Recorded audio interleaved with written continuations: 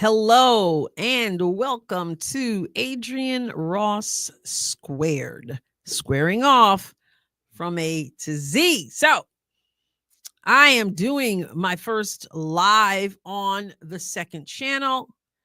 And so I am waiting for people to come on in, waiting a little bit for people, see if anyone comes in. I did not schedule this way in advance. I just decided to go for it and hope people get the notification and join me. And so, in the meantime, I will say this. I welcome you to check out the main channel, The Adrienne Ross Show. And right now, it looks like I have a few people who've entered into the chat of the first live stream of the second channel. So, holler at me. Say hello if you are in the house. Hello, Jan. I hope you're doing well. I'm glad you joined me. I just was saying that this was not any notice other than about, I don't know, 7 minutes or so. I decided to just go for it. So it's nobody knows about it, but that's okay. So I'm just talking and sharing some things for those who see the playback before I get into this. And once again, this is Adrienne Ross Squared, where I am squaring off from A to Z. The main channel is the Adrienne Ross Show, where sports and culture connect. So, Jan, where are you from, Jan? Where do you hail? What part of the country do you hail from?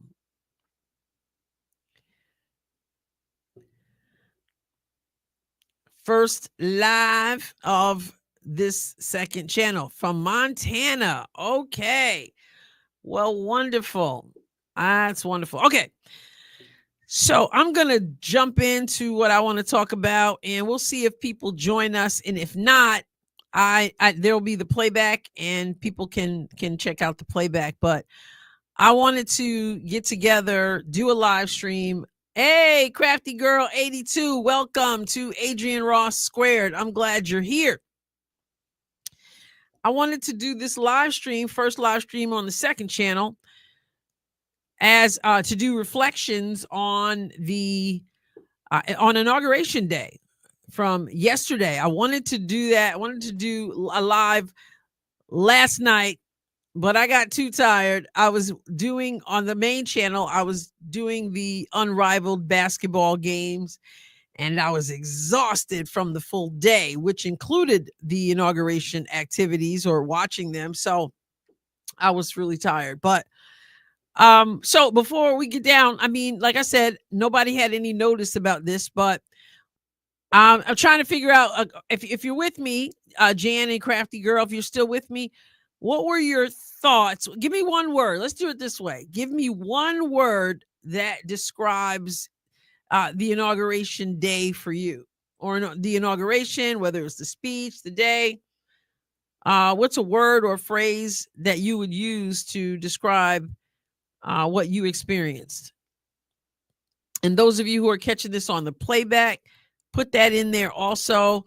Just type a word or phrase that comes to your mind when you think about the inauguration. Outcast, jump right in. Welcome, Outcast. Outcast said, amazing. Crafty Girl says, historic. Yeah, amazing and historic. Okay, I'm just going to jump on that historic one right there, because this is considered by many to be the greatest political comeback of our nation, to have a second term with a term in the middle of it. Historic, especially when you think about all the things that could have derailed this, for President Trump to be not just the 45th president, but then the 47th president of this country, is absolutely historic. Okay, Outcast, Trump is the hardest working man in America. Does he get any sleep? Exactly. And to be his age, it's just amazing. Jan says total renewal. Wow. All right. So I see we have some folks in the chat who are supportive of President Trump. Amazing, historic, total renewal, hardest working man in America. Listen, we talk about hardest working. He's already done so much of what he said he was going to do. I mean, just like that. I like his demeanor this go around, more professional. Yeah, and I think he recognizes he's got a window to get some things done. Now, he did an incredible amount in spite of his demeanor in the first term, which of course is something else. In spite of that, he's still got a lot accomplished. And right now, he's all business. Let me just share some of what I felt about the inauguration speech and then some of what he's already done. I was so amazed, to use Outcast word, of the strength he exuded. I feel like for the past 4 years, the United States of America did not exude the strength we come to expect from the United States of America. I feel like when the world looked at the leader of the free world in the past 4 years, they saw weakness, they saw confusion, they saw an agenda that was clothed or cloaked in all kinds of stuff that really we should not have been dealing with. They made that term about everything that seemed to be detrimental to the country. I felt like President Biden was he was used, he was abused, he was the figurehead, but I don't think he was calling the shots, at least much of the time. And I think what we saw was elder abuse, and it's a shame. And so that administration was more concerned with taking care of people who were in the country illegally, more concerned with what they want to call gender ideology, more concerned with abortion, quote unquote, rights. Meanwhile, people who are Americans were feeling like, okay, well, what about us? Donald Trump comes in and he exudes strength. And like he said, America first. It has to be America first. You take the oath to put America first. And I feel, to use Jan's term, we are at a place where we're talking about total renewal. In spite of the personality, here's my thing about the people, but Trump's personality. Look, this is an important time. This is a serious time in our nation. We needed someone who exuded strength.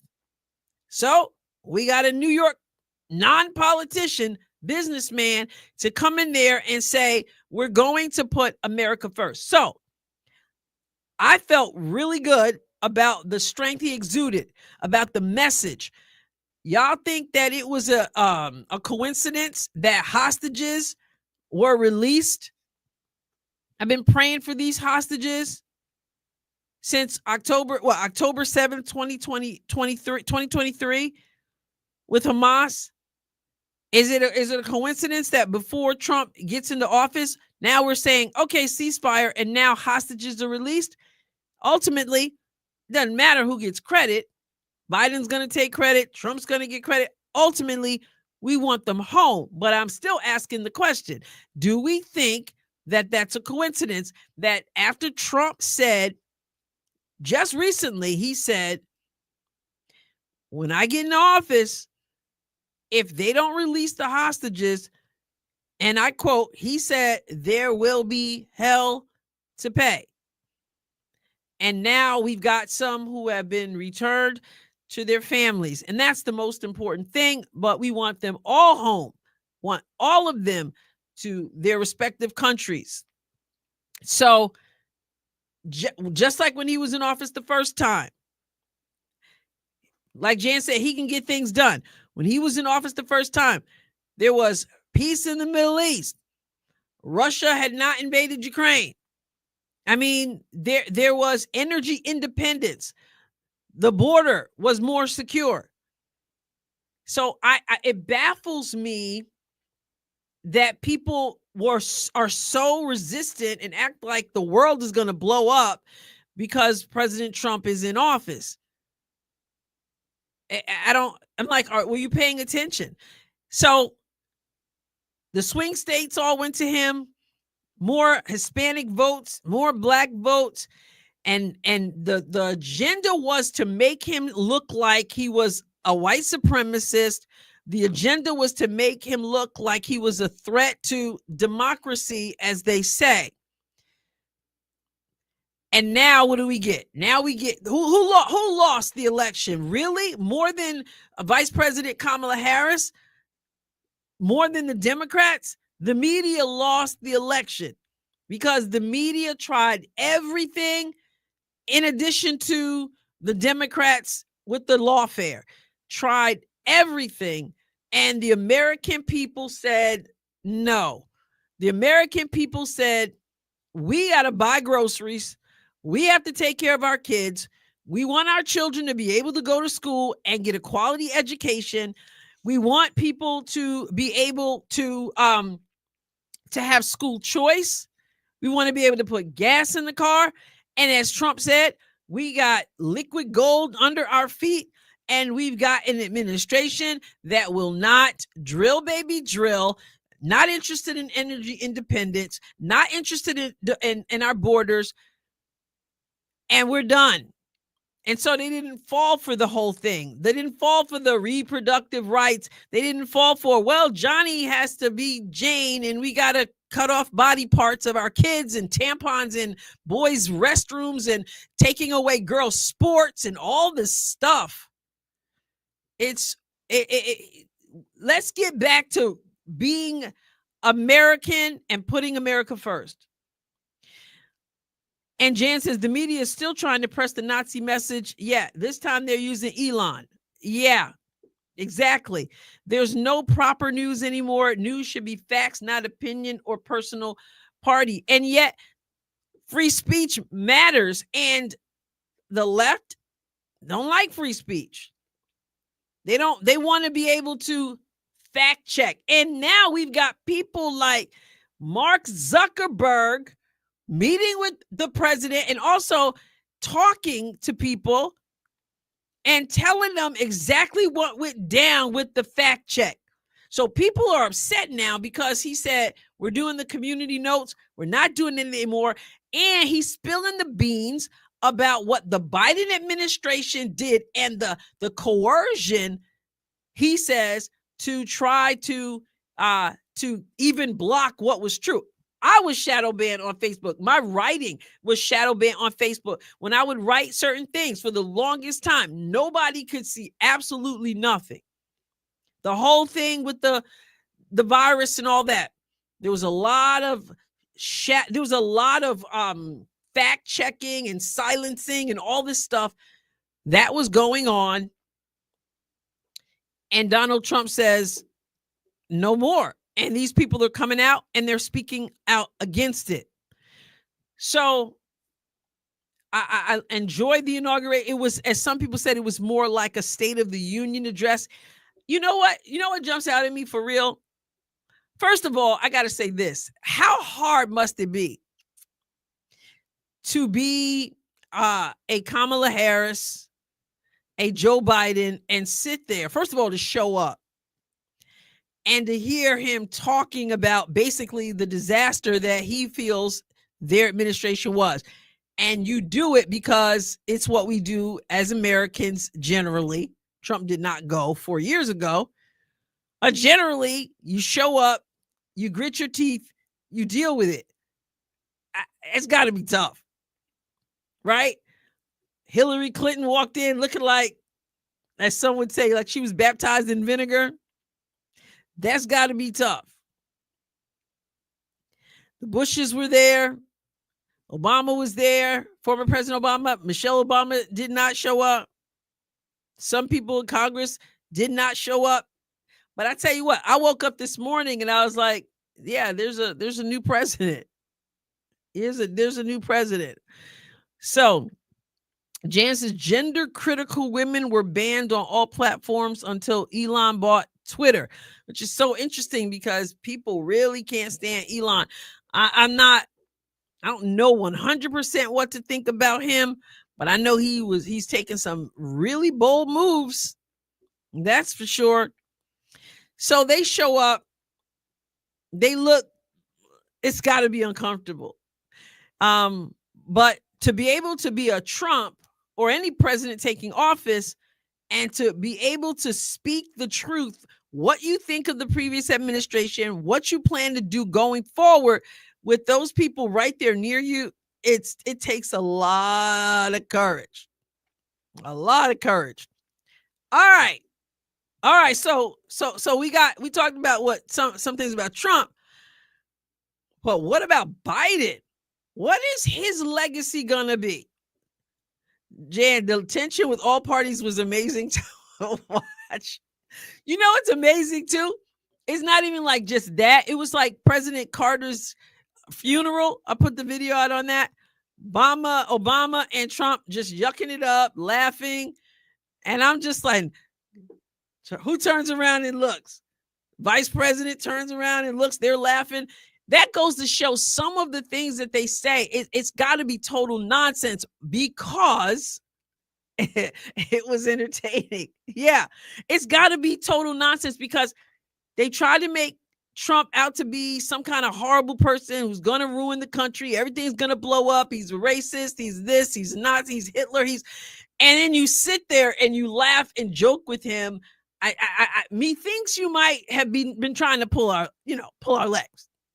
Either that or you're able to joke around with someone you consider to be the worst. So, yeah, it's tense. But Biden, what is his legacy going to be? What do you guys think about what he did on his way out of office?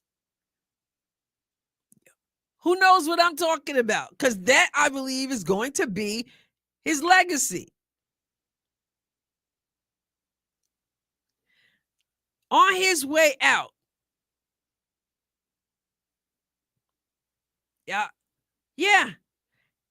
All the pardons, the preemptive pardons, the open borders, for sure, part of his legacy. It's going to be interesting to see how Trump deals with all of that. I don't envy him that. It's such a touchy thing, but America first. Failure in crime, political puppet. 8,000 pardons. On the way out, first of all, he pardoned his son, which some people said, hey, we wouldn't have had a problem with it, except you told us over and over again. And your press secretary told us over and over again that you weren't going to do that. People would have had more understanding if you just said, it's my son. It's my son. I can't live with myself if I don't pardon him. And you say it from the jump, but over and over and over and over and over again, you said no. And so people had a problem with that, even people in his own party, because they've always said, oh, well, Republicans do this. Oh, Republicans do that. And then this is what Biden does. So they're like, ugh, not good. But then on his way out, he does the pardoning of, let me find this. I'm going to read this. I'll put it up. Let me share this. This is from rollcall.com. So I'm going to share this screen. Mm-hmm.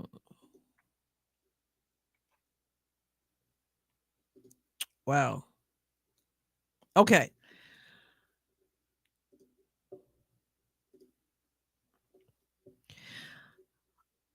All right. Okay, so here it is. Biden issues preemptive pardons to Trump foes hours before leaving office.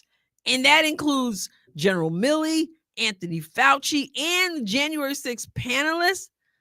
Pardon in an effort, he says, to guard against Trump's threats. This is what he says, to guard against Trump's threats. So I'm going to read some of the wording here.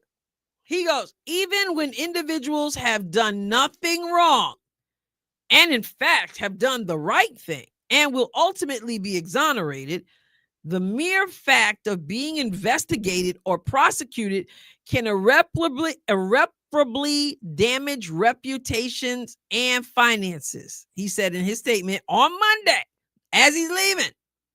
He says, that is why I am exercising my authority under the Constitution to pardon General Mark A. Milley, Dr. Anthony S. Fauci, the members of Congress and staff who served on the Select Committee, that's the January 6th committee, and the U.S. Capitol and D.C. Metropolitan Police officers who testified before the Select Committee.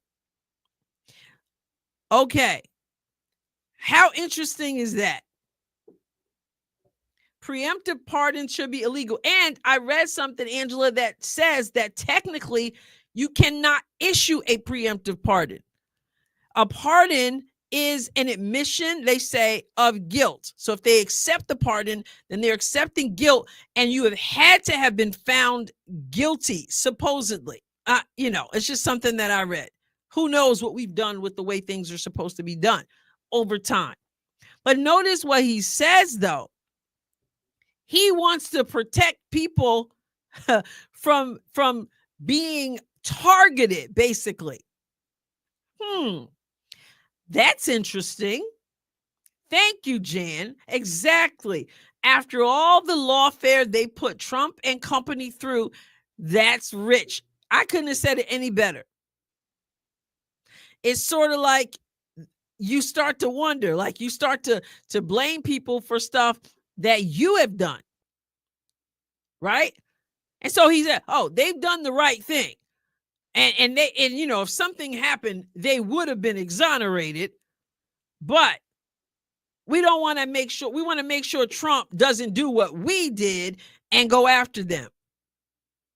So Mark Milley, and I think it's so interesting to me that he includes the January 6th folks. I wonder why. I just, I wonder why. And I'm looking for some of the names on that committee that are included in this. Let me see what I can find. I know it's Liz Cheney. I know it's Adam Schiff. Maybe it's in the same article. It's not in the statement. Anybody? Okay, here it is. So the panel's members were Senator Adam Schiff, as they call him, Shifty Schiff. At least that's what we have called him. Many of you don't. I don't know if anybody knows. Yeah, Adam Kinzinger. I don't know if anybody knows, but so I say what we have called him. I spent the last 8 years. I just changed or chose to leave, but I've spent the last 11 years working for Breitbart News. And I don't know how many of you are familiar with Breitbart. Hopefully all of you are, but that's been my regular job. And just a few weeks ago, after 11 years, I decided to move on. But yeah, in Breitbart, a lot of times they call him Shifty Schiff. Some of them call him Pencil Neck. I don't tend to call him that, but that's what some say. You see articles that say that, but yeah. So it includes Senator Adam Schiff, as you said, Liz Cheney, Adam Kinzinger, Elaine Luria, is that her name? Stephanie Murphy, Pete Aguilar, Zoe Lofgren, Jamie Raskin, and Benny Thompson. And then there were some police officers, etc. So interesting. And they know, yeah, I know plenty of Democrats. Let me put this up. Jan says, I know plenty of Democrats that changed party because of the lawfare. The corruption was out in the open. Absolutely. There were people who said, this is too low for me. This is not right. And we know it's lawfare. And so a lot of people say we can't understand why people would vote for, why they would vote for a convicted felon, all this. People knew what was going on. People saw what was going on, and people pushed back against it. And so now Biden decides that, he wants to protect them, and Anthony Fauci and all that mess. Interesting, because, and I think he still is going to have to sit before Congress, right? Because some people feel that he was, the gain of function research, and that he had a hand in everything with China and the virus and all that other stuff. I'm just saying what they said. YouTube, I'm not saying it. I'm just saying what they said. And he'll, have to answer for that, I guess, but he's already covered. And then after that, what did he do after that? Also not having a primary for the third time. Yeah, so after the preemptive pardons of the people we just mentioned, then he went, I guess it was announced during the inauguration. Was it right before Trump began to give his speech, or after he was sworn in, or whatever? I wasn't after it was announced, I think, right before he was sworn in. He says, it says right here, let me find it. Okay, yeah, right here. And just minutes before Trump was slated to be sworn into a second term Monday, the White House announced that Biden had issued pardons for 5 family members. So some siblings, all right? James B. Biden, Sarah Jones Biden, Valerie Biden Owens, John T. Owens, and Francis W. Biden.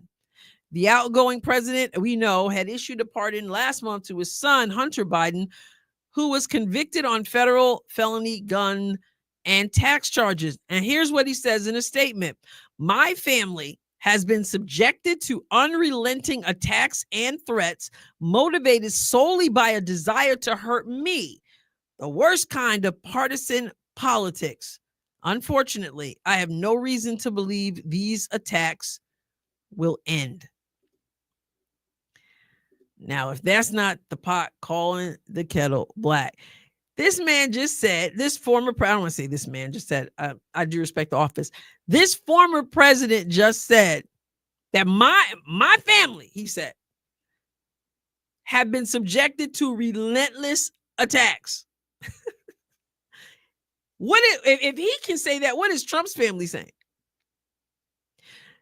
My family has been subjected to relentless attacks, and I have no reason to believe that it's going to stop now. Wow. They cannot plead the fifth once a pardon is accepted. Pure projection. That's the word I was looking for. Projection. Absolute projection. So I have no reason to think. Let me tell you, I did an article over on my Substack, adrienneross.substack.com, months ago. And I said, Trump is not the monster that people make him out to be. Trump didn't even go so far enough as people wanted him to go. What did he say before? He was going to go after Hillary Clinton, lock her up, lock her up, lock her up. Then he gets in office, and what is he saying? I just want to move on. I just want the country to be well. I just want, that's what I want.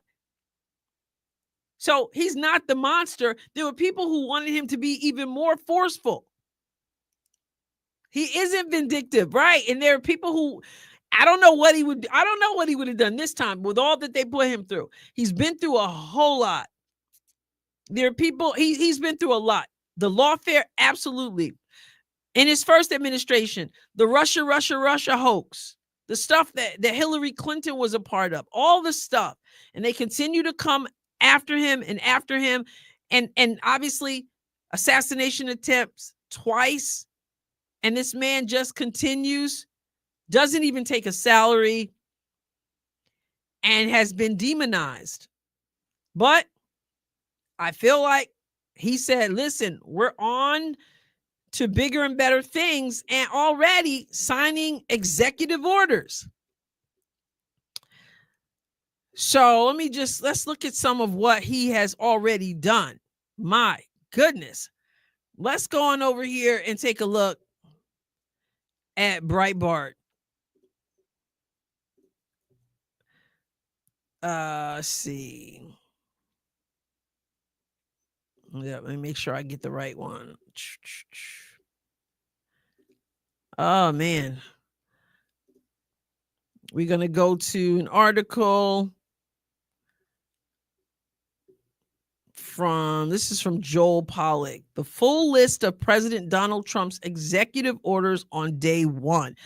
I'm not even going to read all through them, but I'm going to show you some of them.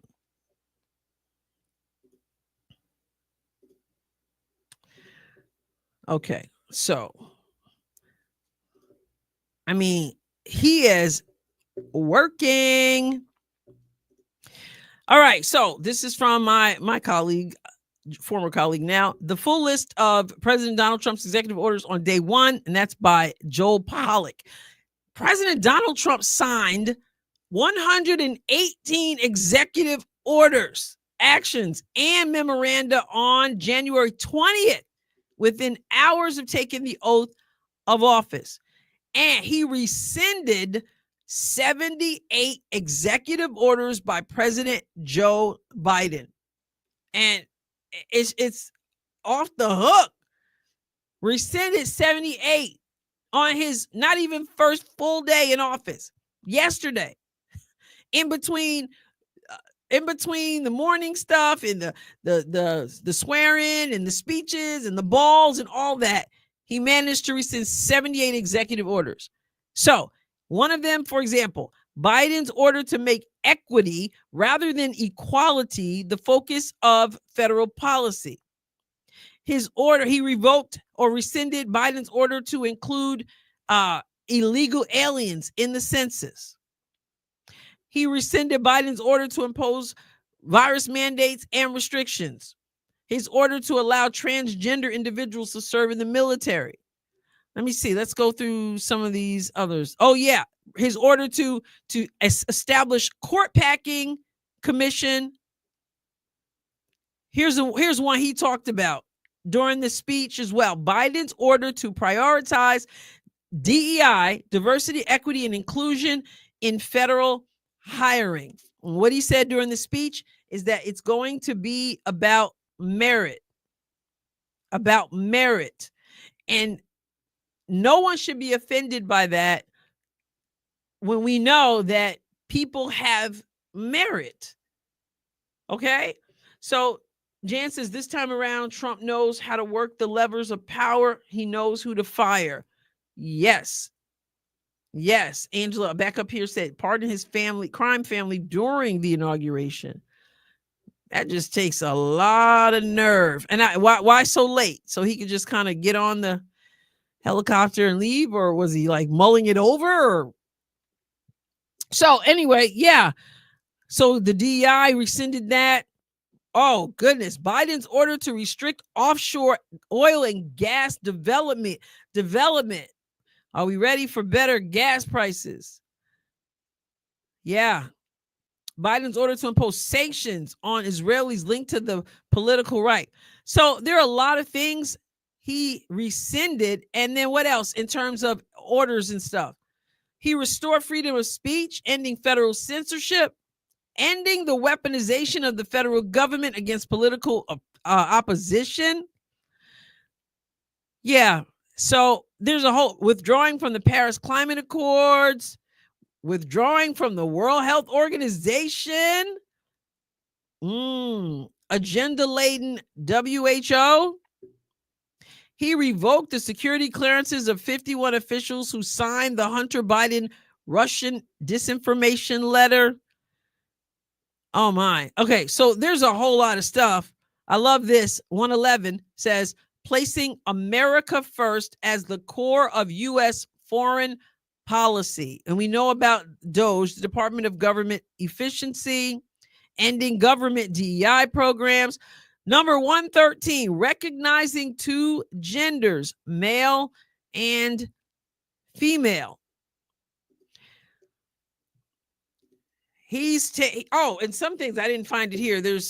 I got so many articles open, but he also talked about these gangs, calling these foreign gangs, designating them as terrorists, securing the border, sending people to the border. And like I said, that's going to be interesting. So, yeah, he's done quite a lot already. It says Donald Trump keeps 46 promises and counting on day one. 46. And there's a whole list here on Breitbart. 46 promises on day one. You got 4 years. You can't mess around. Biden tried to sabotage Trump's plans. And the joke was I saw the Bidens when I saw Jill Biden coming in, and she had at one point a big old smile on her face, and it just made me think about the jokes, because the jokes were that she voted for Trump because she didn't like how Vice President Harris did her husband, right? So that was the joke when she wore red on election day when she went to vote, and so everybody was saying that. And some people remember when Biden put on the MAGA hat too. He had on the MAGA hat, and I was like, I felt kind of bad because I felt like he wasn't, cognitively he wasn't as strong, and that people were taking advantage of him. But some people said, nah, he didn't like what they did. He didn't like what they did to him. And he put the hat on. He said Biden knew exactly what he was doing. I don't know, but Trump has a mandate. So as I reflect on the inauguration, you're hearing people say that Democrats are willing to work with him because the people have spoken. And we'll find out if Democrats have learned a lesson from this. Some of them clearly have not. Some in the media have not. And some of them still want to use name calling and call the American people stupid and they don't know any better and stuff. And if they do that, they will have missed the point, because a clear message was sent. People want a country where you're not just talking about, okay, the number one issue is how do we abort children? No, people want a nation that they are happy to be able to raise children in, to be able to afford to feed their families.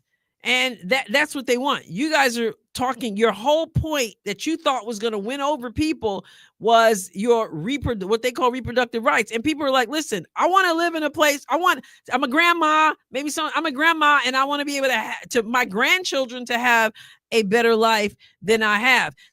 They thought that it was enough to say, oh yeah, we want to chop off body parts. And, the VP candidate says, we come on over to my state. You don't even have to tell your parents. We'll take care of that. The American people said no. You want to put tampons in boys' bathrooms that don't pay the rent and the mortgage.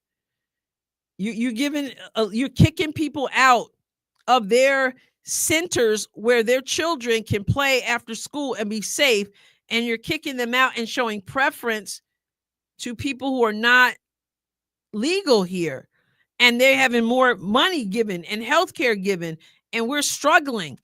This is why the American people spoke up. And it didn't work to just try to demonize someone and say, well, he doesn't like certain people. It was clear. So he has a mandate, and praying for him and for his safety and for the safety of his administration and for the wisdom of God to be on him, because we need that.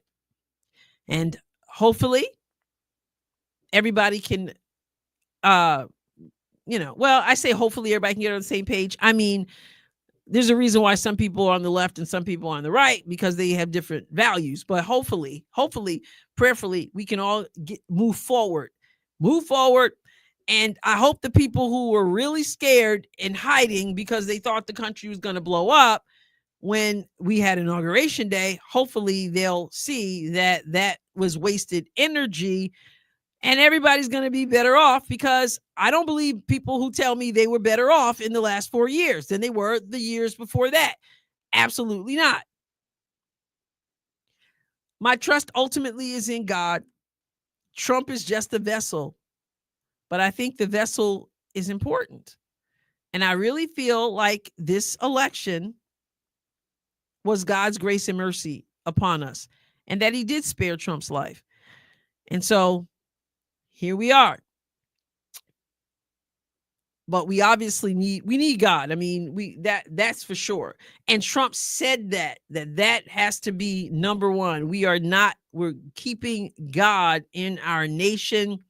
And for all the people who say he did this, he did that, he's his personality, all that stuff, and he is absolutely rough around the edges. We need strength. With all that, though, all the flaws that he has, we all have them. He still acknowledges God. And I have to look at the policies. And so I'll pray for him, and I'll pray for the nation. And so looking back at some of your comments about your thoughts, again, we're seeing people say amazing, historic, total renewal. And so I'm prayerful that that God is not through with America, and we've been given mercy and grace. And I'm excited about it. So those are my thoughts. He's doing work already. He's already got a whole lot done. And I pray he gets everything done that's right to get done.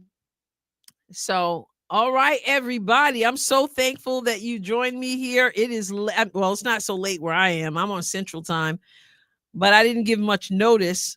And so I appreciate we get low in numbers, but I didn't give any notice. And so, yeah, if you've not subscribed to Adrienne Ross Squared, please do so.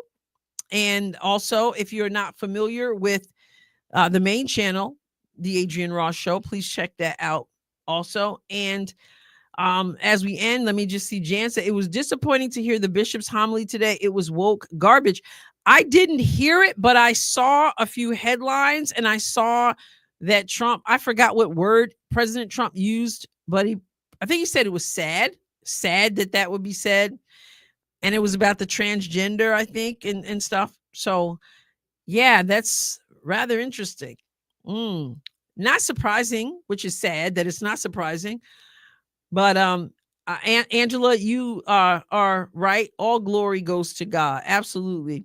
Jan says, I'm excited too. We are smiling around here. Thanks for your thoughts. Yes, I woke up this morning and I said, I was like, thank you, Lord. And I'm like, there's a new president. I've often thought about that. I was like, if I were president, like if I ran for president and won and had inauguration, and I would wake up the next day and I would be like, oh man, I hope they do X, Y, and Z. And then all of a sudden it would hit me and be like, oh, wait, I'm the one who has to do it. That's so wild. Like, I got to do it. Like, oh, wait, I'm the president of the United States. What's up, Martha? I'm glad you were able to pop in. We're about to end, but I am, I'm hopeful of this opportunity. This close. He was this close to being taken out. I believe God spared his life for such a time as this. I accept that grace and mercy, but we cannot let down our guard. those who are praying people, we have to be praying for him. We have to be praying and for the nation. So, yes, he is faithful. I enjoyed this, everybody. I apologize for not giving more. Sometimes I just jump on it. It's been busy. And then I said, let's just do it. Let's do it. So I decided to do it. But share with other people.